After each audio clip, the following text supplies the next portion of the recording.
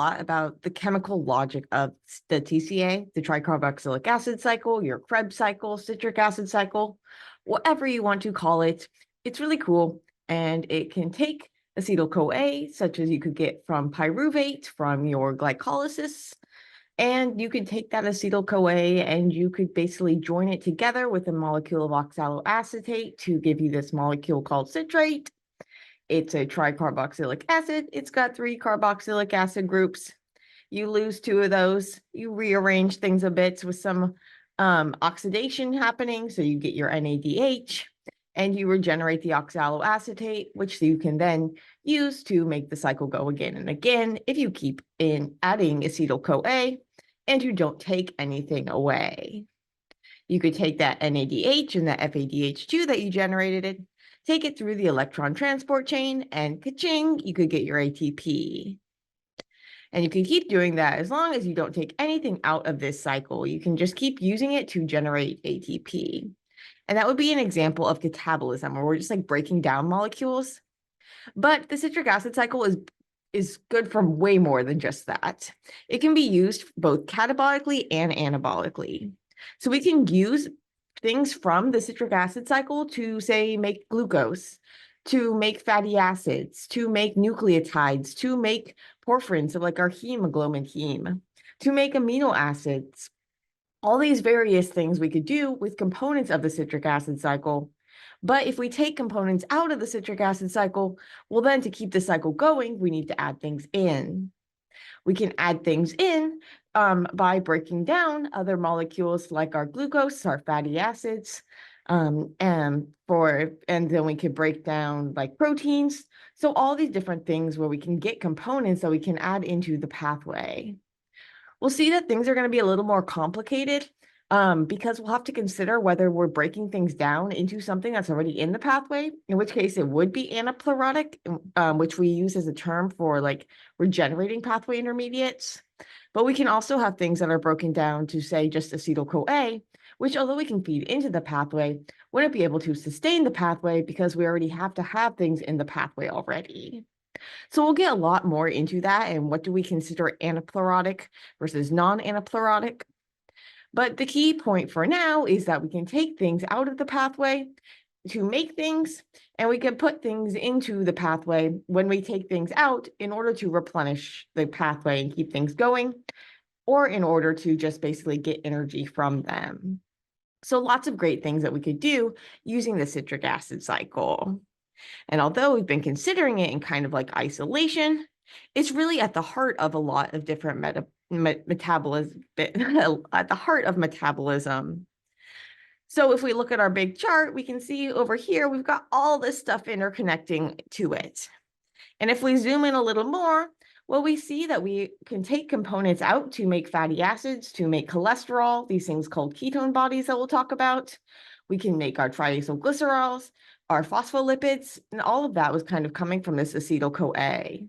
So we can basically break down our fats and things to get acetyl-CoA that we can put into the pathway, or we could take acetyl-CoA out of the pathway, as we'll talk about. You actually take citrate out of the pathway because the acetyl-CoA can't get out of the mitochondria, but that's a complication we'll save for a later time. For now, just know that the acetyl-CoA can also be used to make these products. We can also take out oxaloacetate, or the equivalent of oxaloacetate. We take out malate and then convert it to oxaloacetate. This can be used to make glucose. We can take alpha-ketoglutarate, make glutamate, make proteins.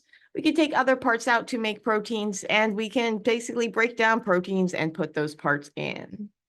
So lots of different ways that we can interconvert and interact with the citric acid cycle, rather than just be using it in order to generate the maximum amount of ATP that we could if we started from glucose. So we tend to think about kind of like respiration as, oh, you go from glucose, you go down to pyruvate, make acetyl-CoA, stick that in the pathway, burn it down, get that NADH and FADH₂, send it through the electron transport chain and get your ATP. And you can do that if all you cared about was the energy. But if you want to make other things, well, then you can pull things out and then you need to put stuff in. So we need this kind of central hub where we can do this processing. It's really great in that all of these different molecules can be broken up into these smaller pieces that can be interconverted between different pathways. So another reason why we call these intermediates, remember these molecules can be intermediates in a variety of different pathways. So we need to think about how the heck are we going to regulate all of this? There are a couple ways that we can regulate things. Well, one way is just regulating how much of various things we have. Just based on the concentrations, we can kind of be modulating whether the reaction is going to go or not, especially when we have steps that are going to be easily reversible. We can actually change what direction the pathways are going. We also can have enzymatic regulation. If we think about where we would want to have enzymatic regulation, that would be kind of like the steps in which we don't have that reversibility. Those steps where maybe we're losing CO2, we're using energy, steps like this, where we have these kind of like go, no go points, we can regulate these enzymatically. And in fact, if we look at the citric acid cycle, we'll see that there's going to be a few core enzymes that we're going to regulate enzymatically. This is going to be this pyruvate dehydrogenase step, which technically isn't part of the citric acid cycle, but it's really important for getting into the citric acid cycle, as well as the citrate synthase. So when we're combining oxaloacetate and acetyl-CoA, this isocitrate dehydrogenase step, where we are taking isocitrate and oxidatively decarboxylating it to give us alpha-ketoglutarate.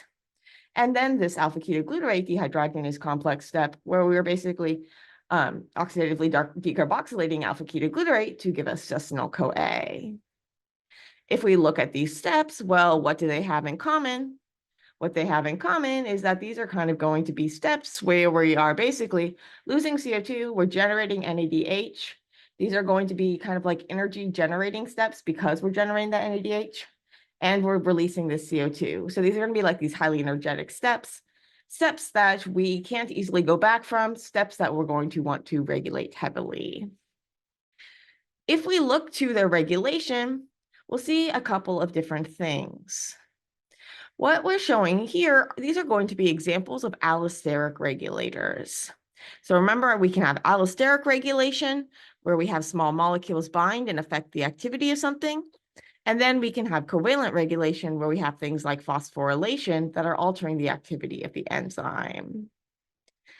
If we look at what is allosterically regulating these enzymes, we can see that they have a lot of the same things that are regulating them. If we look at what's activating them, well, in the case of our pyruvate dehydrogenase complex, we have AMP, CoA, NAD+, CO2. As in this citrate synthase, we have ADP. Isocitrate dehydrogenase, we have calcium and ADP. And alpha-ketoglutarate, we have calcium. What do we notice if we kind of compare them? Well, we can see that a lot of them are going to have the same sorts of regulators. And so they have shared regulators so that we can kind of regulate the pathway as a whole rather than just regulate one at a time. But they also have some regulators that are different, which allows us to kind of then have further regulation, since we can do things where we can take steps, where we can take molecules out at different points along the way. First, let's think about what these different regulators imply.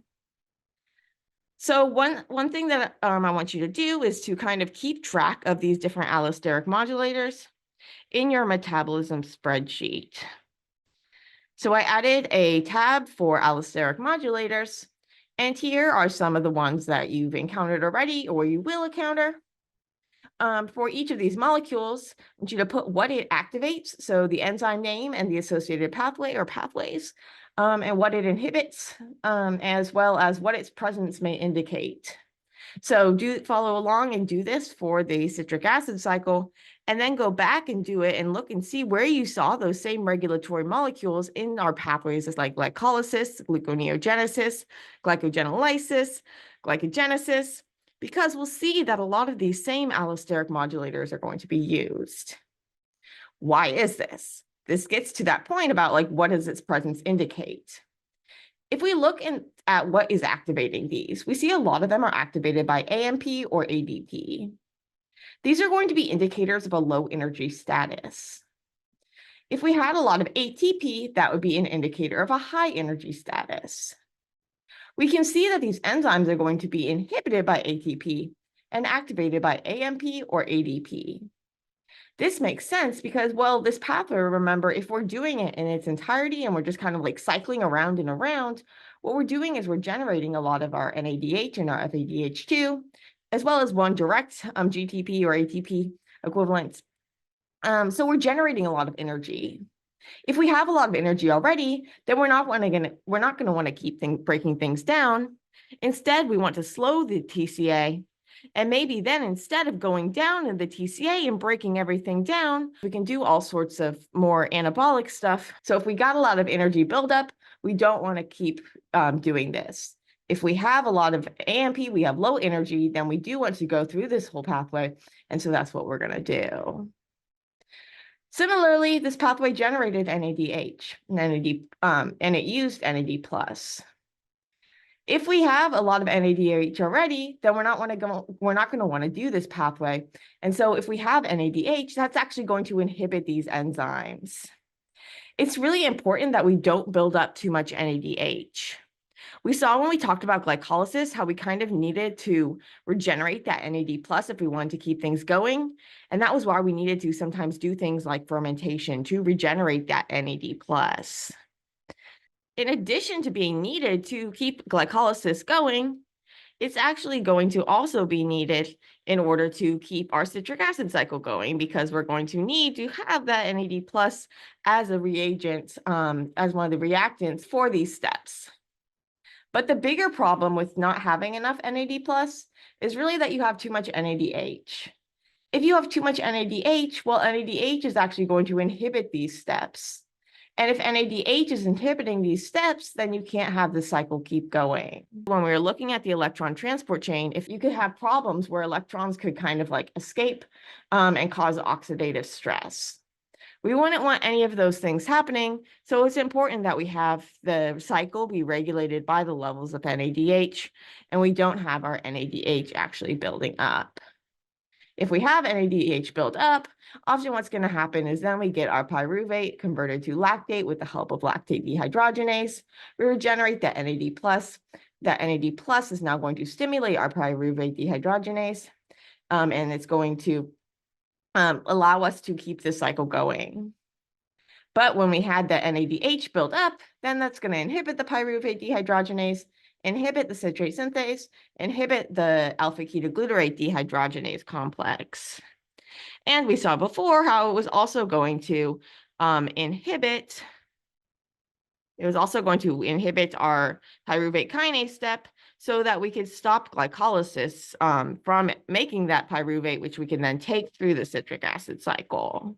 Let's see what else we have regulating things as allosteric regulators. One of them we'll see is calcium. I don't want you to be too concerned about the calcium, but basically the calcium is going to be the concentration of calcium in your mitochondria where this is taking place is going to depend on the electron transport chain functioning. It's kind of like import into the mitochondria depends on that gradient. So if the gradient is functioning, if you've got that electron transport chain functioning, you're going to have the calcium in the mitochondria, and that calcium in the mitochondria is now going to stimulate this alpha-ketoglutarate dehydrogenase complex. It's going to stimulate this isocitrate dehydrogenase complex, and it's going to stimulate this pyruvate dehydrogenase complex. So calcium is serving as an indicator of the electron transport chain functioning. When it's functioning, then it's okay to keep things going with this pathway. But if it's not functioning, then you're not wanting to go down this pathway.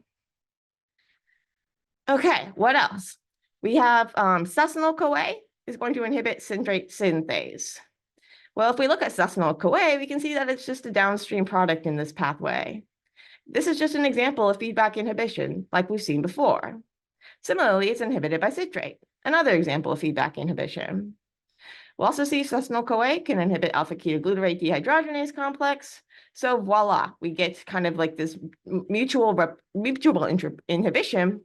But we can see that citrate synthase is inhibited by citrate, whereas it wouldn't make sense for alpha-ketoglutarate dehydrogenase complex to be inhibited by citrate, because citrate is actually a precursor to making this alpha-ketoglutarate. So you would inhibit it when it's a product, but you would stimulate if it was something upstream, but we're not going to stimulate, we're just not going to be affected by it. And so that is kind of like the core of this. We can also see with our pyruvate dehydrogenase. Pyruvate dehydrogenase, its product was acetyl-CoA. And it's going to be feedback inhibited by acetyl-CoA, just like we saw down here, but with a different molecule. So acetyl-CoA is going to inhibit pyruvate dehydrogenase. This is going to be really, really important because acetyl-CoA isn't just coming from pyruvate. In fact, one of the sources of acetyl-CoA is actually going to be the degradation of breakdown of our fatty acids. And so if we're breaking down a lot of fatty acids, we're going to get a lot of acetyl-CoA. And if we get a lot of acetyl-CoA, then that's going to say, hey, pyruvate, stop breaking down and making more acetyl-CoA. We've got a bunch of acetyl-CoA already. So we want to stop making more. It's really important that we don't just keep making acetyl-CoA, because what can actually happen is that as we'll talk about when we talk about lipid, when we talk about lipid metabolism, is that when you have a lot of acetyl-CoA, they can actually join together to form these things called ketone bodies. And these ketone bodies can actually go through the bloodstream, and they're good for getting energy to your brain when you don't have glucose, but they're not so good if you have too much of it. And because what they can do is they can do things like actually acidify your bloodstream because they're these carboxylic acids. And so we'll talk more about that when we talk about lipids. But if you've heard about ketosis or diabetic ketoacidosis, that can happen because you have a buildup of acetyl-CoA. Similarly, we'll see that pyruvate dehydrogenase is going to be inhibited by fatty acids because if you've got a lot of fatty acids already, you're not going to want to make more acetyl-CoA because acetyl-CoA can be used to make fatty acids. So this is kind of another example of this feedback inhibition. The regulation of pyruvate dehydrogenase is more complicated than the other ones, in part because acetyl-CoA can be used for so many different things. The pyruvate dehydrogenase complex, not only is it regulated by those allosteric modulators, but it's also regulated by phosphorylation.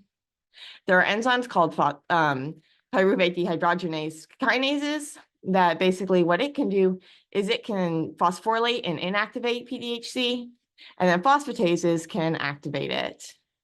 So the things that activate the kinase, so the kinase inactivates the complex. So the things that activate the kinase inactivates the same things that inactivates the complex, and the things that activate the complex are the things that inactivate the kinase. Don't worry about this, just know that it is regulated at this additional level.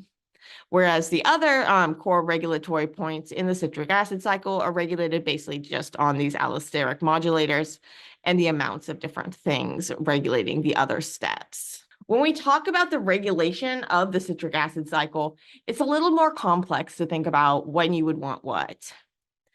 Because the citric acid cycle can be used to both make, be anabolic and catabolic and all these different things.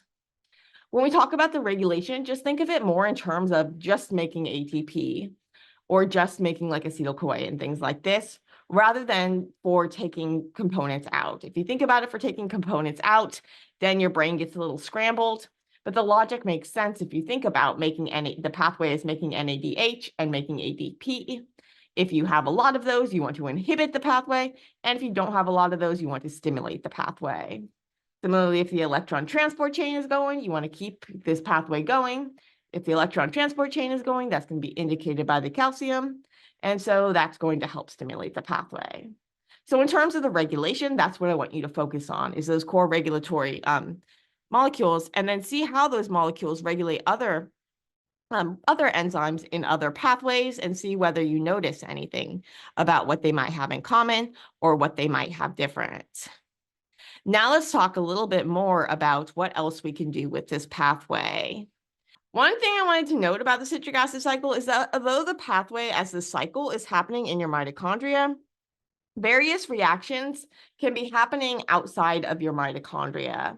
So you have cytoplasmic versions of a lot of these different things.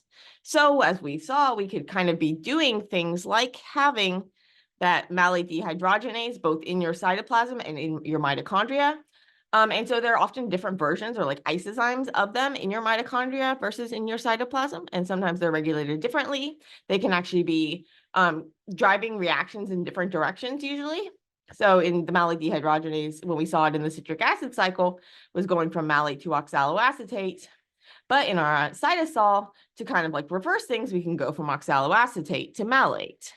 And in fact, this is what we were looking at when we were talking about our NADH shuttles, and we were talking about the malate aspartate shuttle. There we had this malate dehydrogenase in our cytoplasm going from oxaloacetate to malate, and in our mitochondria going from malate to oxaloacetate. What we also noticed about this is basically, although this malate to oxaloacetate step is that same enzyme that we see in the citric acid cycle right here, well, there we're using it outside the context of the citric acid cycle. So lots of these enzymes can be used outside the context of the whole cycle. And so that can be kind of confusing as well. So don't get confused about that. Like when we talk about the citric acid cycle, we're talking about it as this cycle that we can then keep going. But we can also have versions of these enzymatic reactions happening outside the context of the cycle. And this is going to be important for allowing us to kind of just interconvert between these different molecules, because we can use these different molecules for doing all sorts of different things, for making all of those different molecules. And so if you are to say, look at, well, what do you take out for what? You'll see that different molecules can be taken out for different things. And therefore, it can be interconverted for different things. And so you might want to have these reactions happening outside the context of the whole cycle. But if the context of the whole cycle, what that's great for is it allows you to generate that ATP and the NADH. And that's also why when we think about the regulation of the cycle, we're thinking about kind of being regulated by the amounts of energy we have, by the amounts of NADH we have, by that sort of thing, because we're thinking about driving the cycle around and around without taking things out. We talked about the regulation. Now we're going to be talking about what can we do with the parts and where can we get parts from. One of the things that we can do with the Acetyl-CoA is we can make fatty acids and we can make those ketone bodies. We'll talk a lot more about this when we talk about fatty acid metabolism, but it's going to basically fatty acids are synthesized in this process from acetyl-CoA, where you basically join them together using this molecule, this enzyme, fatty acid synthase, which is really cool. And we'll talk a lot more about it. The process is going to use NADPH, which remember was one of the reasons why we needed the pentose phosphate pathway, which generated NADPH. This process uses the acetyl-CoA, and so pyruvate, that's why the pyruvate dehydrogenase complex is also going to be regulated by fatty acids and by acetyl-CoA, because the pyruvate dehydrogenase complex is kind of going to connect that pyruvate to both the making of the fatty acids if you want to basically store the energy, or it can be linked to the breakdown if you want to break down the pyruvate further to get energy. One complicating factor is that, well, the fatty acid synthesis is taking place in your cytoplasm, but the breakdown through the tricarbocylic acid cycle, and even if you don't break down the whole thing, the pyruvate dehydrogenase step, which you need to make the acetyl-CoA, this is happening in your mitochondrial matrix. Remember that we had to take pyruvate into the mitochondria to make acetyl-CoA there, rather than make acetyl-CoA in the cytoplasm, because acetyl-CoA couldn't get into the mitochondrial matrix. Similarly to how it can't get in, it can't get out. So we can't take acetyl-CoA directly out. Instead, what we have to do is we have to take citrate out. So we take acetyl-CoA, we take pyruvate, we make acetyl-CoA. That acetyl-CoA can now be joined to oxaloacetate to give you citrate, and citrate can be taken out of the mitochondria. We then have an enzyme, ATP citrate lyase, that what it can do is it can basically take that citrate, take a CoA, take an ATP, and split the citrate into oxaloacetate and acetyl-CoA. Don't worry about this for now. Just know that I want you to know for now that citrate gets taken out of the mitochondria to make fatty acids or ketone bodies. When we talked about gluconeogenesis, remember that's the making of glucose from our non-carbon sources like pyruvate. If we start with pyruvate, then in order to get to phosphoenolpyruvate, we had to make oxaloacetate as kind of like this intermediary. We use pyruvate carboxylase to make oxaloacetate, and then we use pep carboxykinase in order to make our phosphoenolpyruvate. Remember that the pyruvate to oxaloacetate step, this pyruvate carboxylase step, this was happening in your mitochondria. And then the pep carboxykinase step, that could happen in your mitochondria, or that could happen in your cytoplasm. But we can see that in our citric acid cycle, we have oxaloacetate. And so like you could think, okay, well, why can't we just take this oxaloacetate and use it if we were to say, look at our pathway again, couldn't we take that oxaloacetate and just use pep carboxykinase to make phosphoenolpyruvate? And well, yeah, you kind of can. I say you kind of can because you can't take this oxaloacetate that you have in your mitochondria, but you can take oxaloacetate that you have in your cytoplasm. Because, well, what happens is oxaloacetate itself is one of those molecules that can't go in or out of the mitochondria. Similarly to how we couldn't get our acetyl-CoA through the in or out of the mitochondria, and how we couldn't get our NADH in or out of the mitochondria, we can't do that with our oxaloacetate. So instead, if we want to make glucose, we take out malate. When we take out malate, we can then convert it with malate dehydrogenase to give us oxaloacetate. We can then use that oxaloacetate that's in our cytoplasm. We could use our pep carboxykinase in order to make phosphoenolpyruvate. Now we could go through the cycle of gluconeogenesis. When you take things out, the problem that comes is that then you need to find a way to keep the cycle going. It's kind of like one of those give a penny, take a penny jars. If you keep putting in a penny and then taking out a penny, you can keep things going. If you keep putting in a penny and then taking out 2 pennies, you can't keep things going. Similarly, for each turn of the cycle, if we're doing it just to generate energy, what we do is we put in acetyl-CoA. The acetyl-CoA combines with oxaloacetate. We go through the cycle and we regenerated our oxaloacetate. And then we add another acetyl-CoA. With each turn of the cycle, we're losing 2 CO2. And we enter 2 CO2 as our acetyl-CoA. So we have 4 carbons in our oxaloacetate, 2 carbons in our acetyl-CoA. We join them together and we get the 6-carbon citrate. We lose 2 of those and we're back to having a 4-carbon compound. We add 2, we go around, we lose 2, we have 4, we add 2, we lose 2, we add 2, we lose 2. We keep this going and we're generating ATP. So as long as we keep adding acetyl-CoA and we don't take anything away, we can keep this going. Now imagine, however, that we took out the malate, say because we wanted to make glucose. In this case, we basically remove 4 carbons from the cycle. In order to put acetyl-CoA into the cycle again, we needed oxaloacetate. But we can't put acetyl-CoA into the cycle if we don't have oxaloacetate. And we won't have oxaloacetate if we took out malate because, well, malate was giving us oxaloacetate. So how do we get acetyl-CoA into the cycle? We can't, unless we had oxaloacetate present already. And so typically we already have oxaloacetate present, and it's not like we only have 1 molecule of each of these things. So we could put acetyl-CoA in and the cycle would go if in like normal conditions. But if you think about only having 1 molecule of each of these, well, now that wouldn't work. And so on net, you wouldn't be able to say make glucose if all you put in was acetyl-CoA, because you need to have more carbons in the cycle to keep things going. So if you had the cycle like fully stocked and you put in acetyl-CoA and you kept putting in acetyl-CoA, but you kept taking out malate, the cycle would stop because you wouldn't have enough carbons. You're putting in 2 carbons, but you're taking out more than 2 carbons, you're taking out 4 carbons. So you're taking out more pennies than you're putting in, and the cycle can't go. Now I'll imagine, however, that you put in something that was later on in the pathway. Instead of putting in just acetyl-CoA, say you put in citrate. Citrate, remember, this was going to be 6 carbons. So if we put in citrate, well, now we're good to go. We're adding in 6 carbons, but we're only taking out 4. And so voila, we can replenish this pathway. This is an example of what we call an anaplerotic reaction or an anaplerotic component. For something to be anaplerotic, it must put in more carbons than get taken out. So you lose 2 carbons as CO2 per turn of the cycle. And so we need to add something greater than 2 carbons in order to keep it going. A lot of the time, we can also call these anaplerotic things, we call them glucogenic, because that means that we can basically make glucose from them.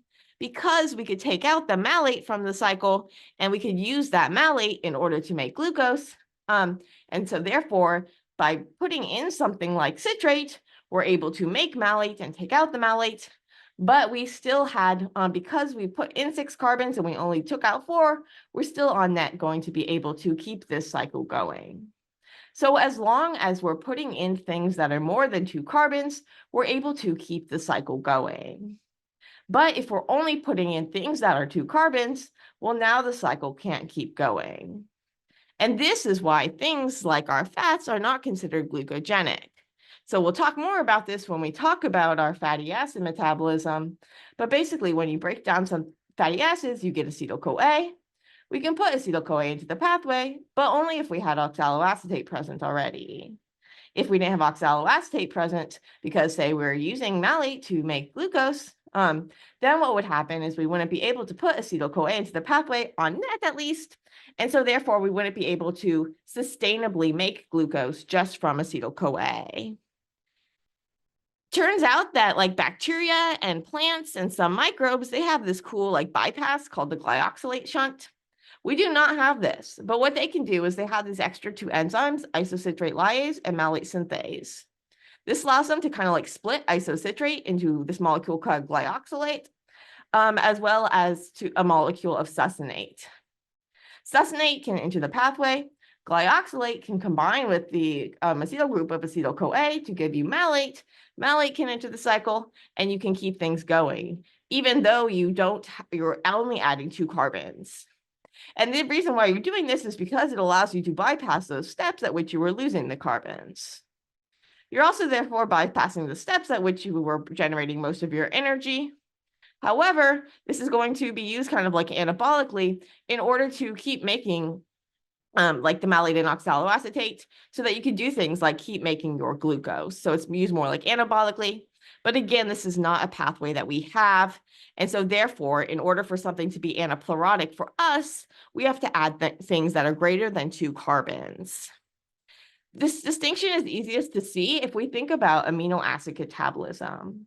We'll talk a lot more about amino acid catabolism, but the bottom line is that we can take amino acids and we can remove the amino group from them, and that'll give us an alpha keto acid. So basically, remember, an amino acid had an amino group at the alpha position to that central carbon. Here we have a keto group at the alpha to the central carbon. So we have an alpha keto acid. It's what we get if we basically remove the amino group from an amino acid and exchange it for a carbonyl. When we do this, well, now we have an alpha keto acid. And if we look at our tricarbocylic acid cycle, we can see that we actually have a number of alpha keto acids here. And so if, for example, if we take the amino acid glutamate and we remove its amino group, we get alpha ketoglutarate, which was a component of our citric acid cycle. Similarly, if we take an amino group from alanine, we get pyruvate. And if we take an amino group from aspartate, we get oxaloacetate.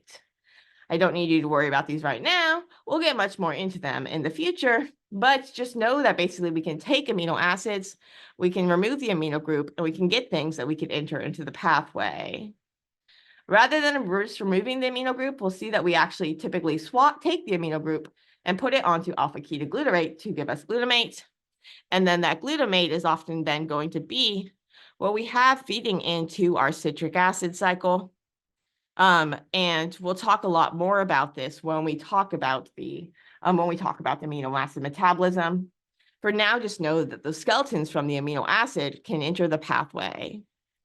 But depending on what amino acid you start with, you'll get different alpha keto acids left over. Some of these can directly enter the pathway, and some of them can be converted into the things that can enter the pathway. Some of these are going to be considered glucogenic, and some are going to be ketogenic. The ones that are glucogenic are things that are anaplerotic for the pathway. So remember, that means that they have to have more than 2 carbons because they have to be adding more to the cycle than they're taking out. You got to put in more pennies than you take out in order to keep this cycle going. However, if you add anything in this cycle that's basically further down than the acetyl-CoA, so if you're adding something that's already in the cycle rather than just the acetyl-CoA, well, now you can keep the cycle going. Some of these amino acids say they break down and give us pyruvate. If we look at pyruvate, here things get a little trickier because it looks like, well, it's outside of the pathway. So how can you, it wouldn't be anaplerotic, right? However, if we think about pyruvate, well, we can do two things with it. It can enter the pathway either as acetyl-CoA if we used our pyruvate dehydrogenase, or it could enter as oxaloacetate if we used our pyruvate carboxylase. If we enter as oxaloacetate, well, that was something that was in the pathway, so pyruvate is anaplerotic. It can be used to generate oxaloacetate, and therefore things that generate pyruvate are also going to basically be glucogenic. What about things that only gave us acetyl-CoA? So in that case, it would just be ketogenic. So this would be our leucine and our lysine.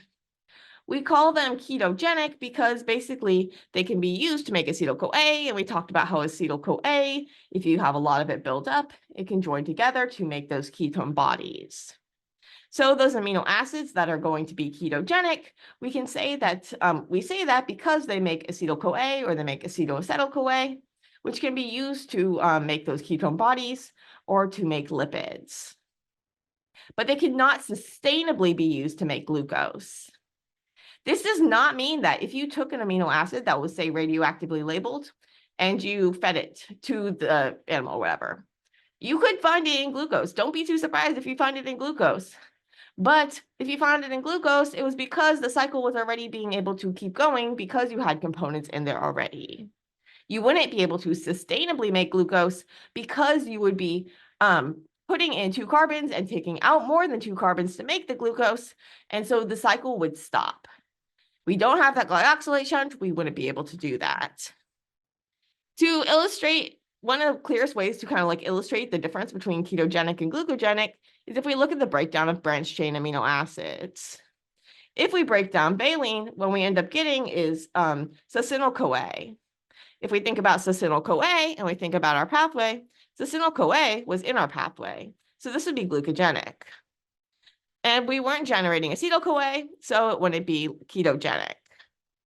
That does not mean that we couldn't use it to make fats, however, because, well, then once this goes through the cycle, it'll keep going through the cycle, and then you can end up making acetyl-CoA, and you took that citrate out and made lipids.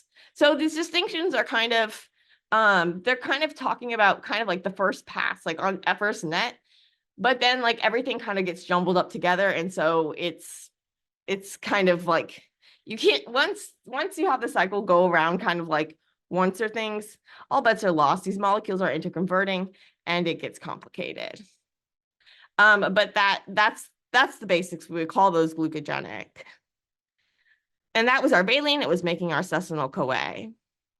If we think about leucine, well, leucine, if we break it down, we get acetyl-CoA and acetyl-CoA, and those were going to be those ketogenic. If we think about isoleucine, though, it's going to give us succinyl-CoA and acetyl-CoA, and so it's going to be both ketogenic and glucogenic. Again, we'll talk more about the actual catabolism of the amino acids later, but that's going to be kind of the bottom line, is that when you break them down, you get skeletons that can enter at different points. If they're entering as things that are already in the cycle, we call them glucogenic. If they're entering as acetyl-CoA, we would call them ketogenic. Because if you're only making acetyl-CoA, you can't take the components out to make glucose. Therefore, if you're only making acetyl-CoA, you wouldn't be glucogenic. You couldn't on net synthesize glucose sustainably. Instead, you would have to have other anaplerotic reactions that were present in order to keep that going. Glucose is not the only thing we can make from the pathway, however. We can actually make amino acids from components of the pathway, similarly to how we could take amino acids and make components in the pathway. And so this is when you're going to do your projects, and you're going to teach us all about how your amino acid, how your amino acid that you chose is going to actually be interconverted, how it's going to be made, how it's going to be broken down. And so we'll learn from each other about all of those different things, because there's a lot of different interconversions that we can have. The key things for now are that basically the citric acid cycle is going to be very important for a variety of different things, and it serves as a sort of central hub. If we use it as a cycle and just keep feeding in acetyl-CoA, without taking anything out. Then we're going to get we're going to get a bunch of NADH, a bunch of FADH₂, some GTP, and this is going to give us energy. But if we want, we can take things out of the pathway. And if we take things out of the pathway, then we can make other things. We can make, say, glucose. If we take out malate, we take out malate because we can't take out oxaloacetate. But if we take out malate, we can use malate dehydrogenase to make oxaloacetate, and then carboxykinase to make phosphoenol pyruvate, which we could take through gluconeogenesis in order to make glucose. Or we could basically take out citrate. We can take out citrate to make fatty acids. We take out citrate rather than acetyl-CoA because we can't take acetyl-CoA out of the mitochondria. So citrate and malate, these are the two kind of points I want you to know. Citrate is taking out to make fatty acids, and malate is taking out to make oxaloacetate, which you can use to make glucose. So those are the key kind of 2 points that I really want you to know in terms of what we're taking out to make what.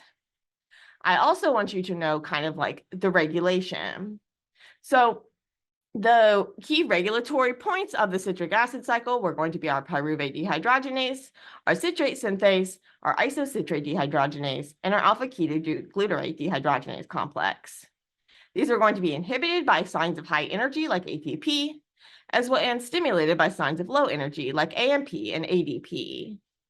They're going to also, a lot of them, be inhibited by NADH, because, well, if you have a lot of NADH already, you don't want to keep this pathway going. If you have a lot of energy already, you don't want to keep this pathway going as the cycle to break things down. However, we still might want to have isolated steps of this pathway happening. And we can do this because those isolated steps are going to be reversible. And sometimes we'll have like different versions of these reactions happening in our mitochondria and in our cytoplasm. So these enzymes can be doing a lot of different things other than working just as this cycle. But when we think of it acting just as this cycle, we're going to regulate these key regulatory points. These points where we're losing CO2, we're generating NADH, et cetera, et cetera, et cetera. These other parts of it, however, well, now we can kind of use those pieces, use those enzymes, make various things. There's a lot of different things that we could do with the components of the citric acid cycle, rather than just use the cycle as a way to generate the maximum amount of energy.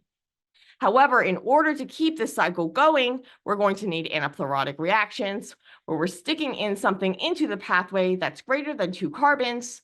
We're sticking something into the pathway that was already in the pathway, rather than just adding another acetyl-CoA, because we need a way to allow more acetyl-CoA to come in if we take things away.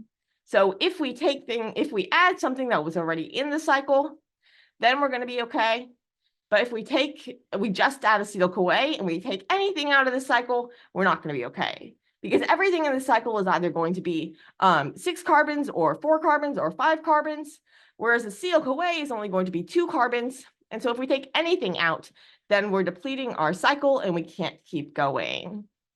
Thankfully, we've got those anaplerotic reactions that can keep the cycle going.